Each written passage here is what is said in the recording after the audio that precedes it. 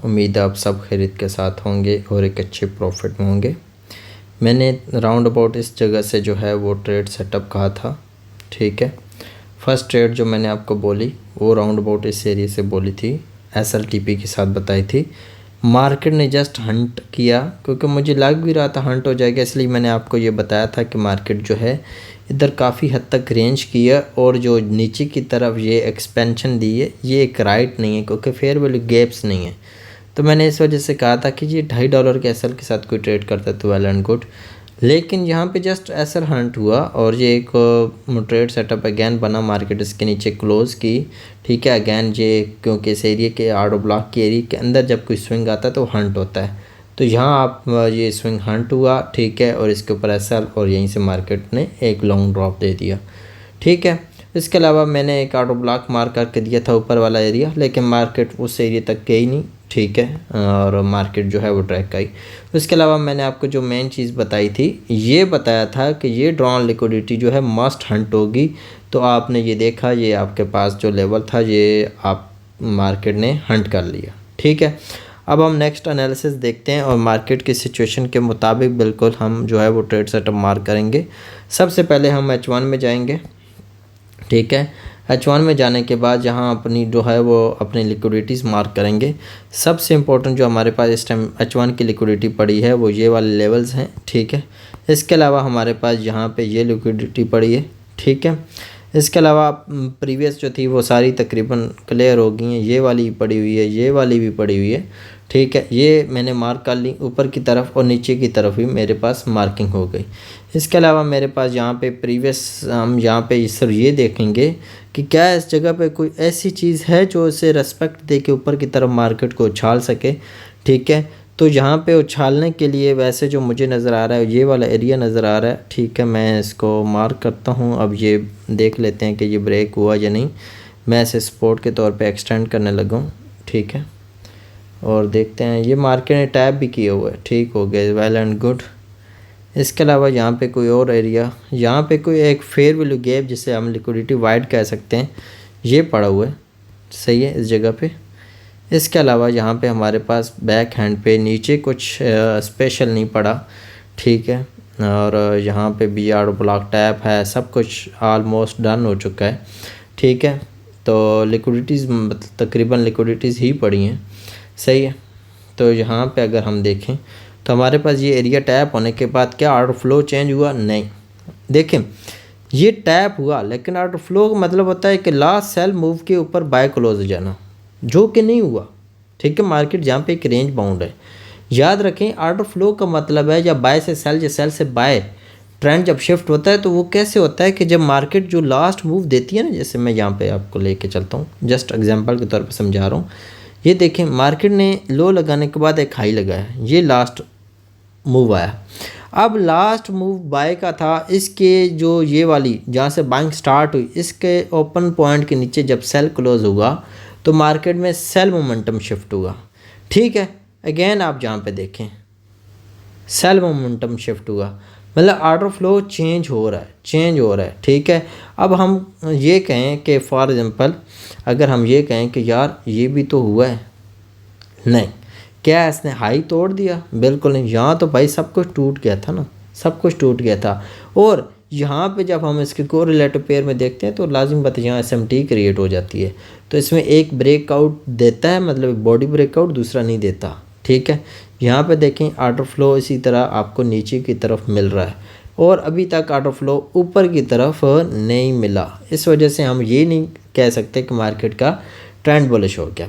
उसके अलावा यहाँ पे अगर मार्केट इससे ऊपर बुलिश क्लोज कर देती है 4565 के ऊपर, अगर H1 candle with body close हो जाता है एक अच्छी कैंडल के साथ, मतलब ये नहीं कि अभी जैसे यहाँ पे एक ऑलरेडी 2 कैंडल्स क्लोज कर चुके हैं, नहीं, बल्कि मार्केट मैक्सिमम अगले 3 घंटों के अंदर इससे ऊपर क्लोज हो जानी चाहिए और उनमें डिस्प्लेसमेंट होनी चाहिए, मतलब इस तरह की सेलिंग कैंडल जैसे बनी इसी तरह की बाइंग कैंडल्स जहाँ पे मिल जाएं, देन आपके पास जो है इस लो के नीचे, ये जो लो लग चुका है इस लो के नीचे, ये वाला नहीं, ये वाला लो, इसके नीचे आप छोटा सा ऐसा रख के आप यहाँ पे जब बाय करोगे तो आपके पास एक जो है वो अच्छा टारगेट आप अचीव कर सकते हो। ये तो हो गई बिल्कुल ऑर्डर फ्लो की करंट सिचुएशन, ठीक है, मतलब आप ये वाली लिक्विडिटीज़ जो हैं ये आप टारगेट कर सकोगे, सही हो गया।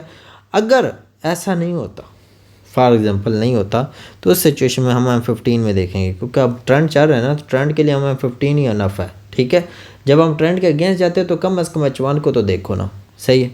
अच्छा, यहाँ पे बिल्कुल एक एग्जैक्ट ट्रेड मेरे अंदर से नहीं बनी, लेकिन सेटअप बन रहा है। अच्छा, लिक्विडिटी और अच्छा सही हो गया यहाँ पे। अच्छा, इसके नीचे ये लेवल है 4539 का। 4539 के नीचे अगर मार्केट ओपन होते ही अपना हाई नहीं ब्रेक करती, ओपन होते ही इसके नीचे क्लोज करती है M15 कैंडल, ये अब मार्केट ओपन होते ही भी कर सकती है, एक आध घंटा बाद भी कर सकती है, मतलब मार्केट रेंज पकड़ सकती है, कुछ भी। तो आपके पास इंस्टेंट ट्रेड बनेगी। ये जो हाई लग चुका है इसके ऊपर ऐसा होगा और इसका डबल प्रॉफिट। लेकिन अगर हाई ब्रेक करती है तो देन सिचुएशन चेंज हो जाएगी। ठीक है, मतलब आपके पास कैंडल चेंज हो जाएगी, सिचुएशन नहीं, कैंडल चेंज हो जाएगी।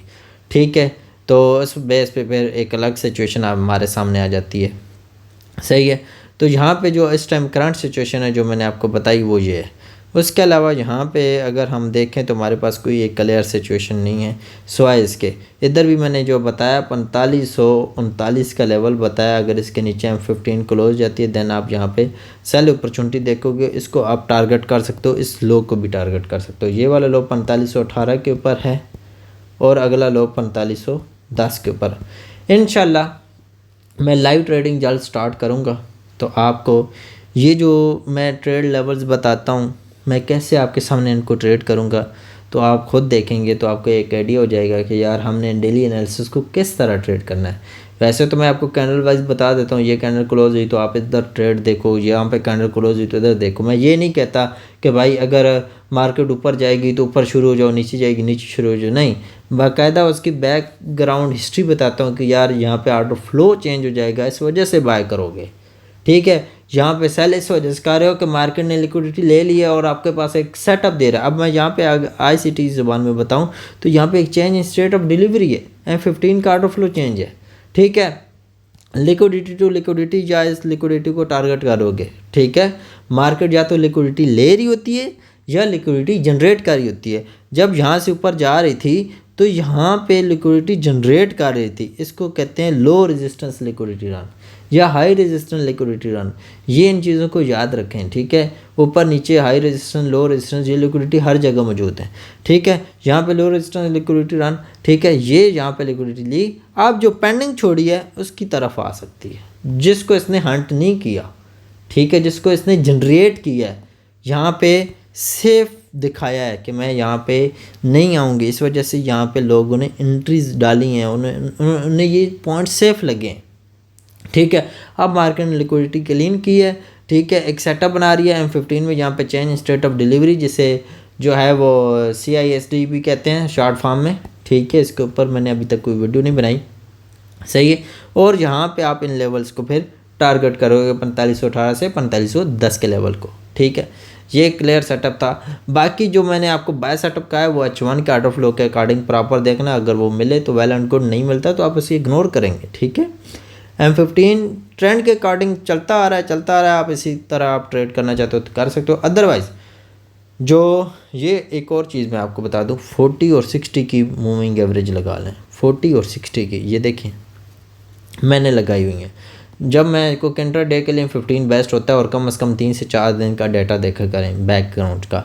ठीक है, अब जैसे मैंने ये पार्शली किया हुआ है, अब जहाँ पे देखें 1 2 3 4 दिन का डाटा आ गया। अब ये आपको क्या नज़र आ रहा है, सेलिंग। तो मतलब जब भी मार्केट मूविंग एवरेज को टच करके आप इंगल्फिंग को ट्रेड करते हो, आप कोई डोजी को ट्रेड करते हो, ये आप पे डिपेंड करता है आप किस स्ट्रेटेजी के अकॉर्डिंग ट्रेड कर रहे हो। कोई भी स्ट्रेटेजी जब आप इस मूविंग एवरेज के साथ 40-60 की लगाने के बाद आप ट्रेड करोगे, आपका एनालिसिस राइट जाएंगे। मैं आपको लेवल्स बता देता हूँ यार, इन लेवल्स को आप टारगेट कर सकते हो, सिंपल। फिर ट्रेड सेटअप भी बताता हूँ, लेकिन अगर आपको ट्रेड सेटअप समझ नहीं आता, लेकिन ये समझ आ जाता है कि टारगेट क्या करना है। फिर अगर आपके चार्ट पे ये लगी हुई है 40-60 की मूविंग एवरेज और आप उनके अकॉर्डिंग आप कोई भी, आप हर बंदी की अपनी कोई ना कोई स्ट्रेटजी होती है यार। कोई कैंडल देखता है, कोई स्पेशल कोई कैंडल उसने मार्क की होती है, यार ऐसी कैंडल मिली तो मैं सेल करूँगा या बाय करूँगा, तो उनके अकॉर्डिंग वो अपने जो वो टारगेट्स को हिट कर सकता है। ठीक हो गया, मतलब हर बंदे का टारगेट करने का एक अलग तरीका है। देखो मैं भी रेफल चला रहा हूँ, आप भी रेफल चला रहे हो, दोनों के टारगेट में फ़र्क होगा। ठीक है, मैं रेफल चला रहा हूँ, एक मेरी अपनी ट्रिक है, तुम चला रहे हो आपकी भी एक अपनी ट्रिक है, सिंपल। ठीक है, तो मेन चीज़ टारगेट आप अपने हिसाब से भी कर सकते हो। आपकी कोई भी स्ट्रेटजी है, अगर आप इसके साथ ये वाली मूविंग एवरेज मिक्स करते हो तो मैं आपको गारंटी देता हूँ भाई आपका वो ट्रेड राइट जाना चाहिए, मोस्टली राइट जाना चाहिए। 10 में से आपकी 7 ट्रेडें विन होनी चाहिए, ये मेरा एक दावा है। ठीक है, तो उम्मीद है आपको कुछ यहाँ से सीखने को भी साथ मिलता होगा और कुछ ट्रेड करने को भी। ठीक है, इंशाल्लाह अगली वीडियो में मिलेंगे। अपना बहुत सारा ख्याल रखें। अल्लाह हाफ़िज़।